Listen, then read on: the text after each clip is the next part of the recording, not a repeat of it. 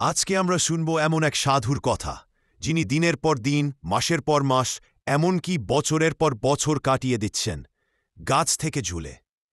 এই সাধুকে বলা হয় ঝুলা বাবা। ভারত বা বাংলার বিভিন্ন প্রান্তে আমরা অনেক রহস্যময় সাধু সন্ন্যাসীর কথা শুনেছি।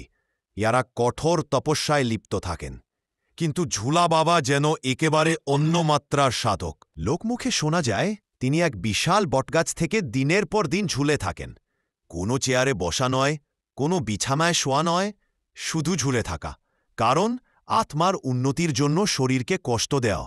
কেউ বলেন এটা আধ্যাত্মিক আত্মসংযমের প্রতীক, আবার কেউ বলেন এটা অলৌকিক কোনো শক্তির ইঙ্গিত।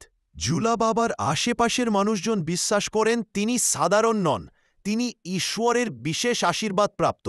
তার ধ্যান, তার কঠোর ব্রত যেন এক জীবন্ত লেজেন্ড। এমন সাধুদের ঘিরে প্রশ্ন কম নয়, তারা সত্যিই অলৌকিক, নাকি এসবই এক গভীর মনস্তাত্ত্বিক আত্মবিশ্বাসের ফল? আপনার কি মনে হয়, ঝুলা বাবা কি সত্যিই এক অলৌকিক সাধক, নাকি তার আধ্যাত্মিকতা আমাদের চোখে শুধু রহস্য? কমেন্টে জানাতে ভুলবেন না।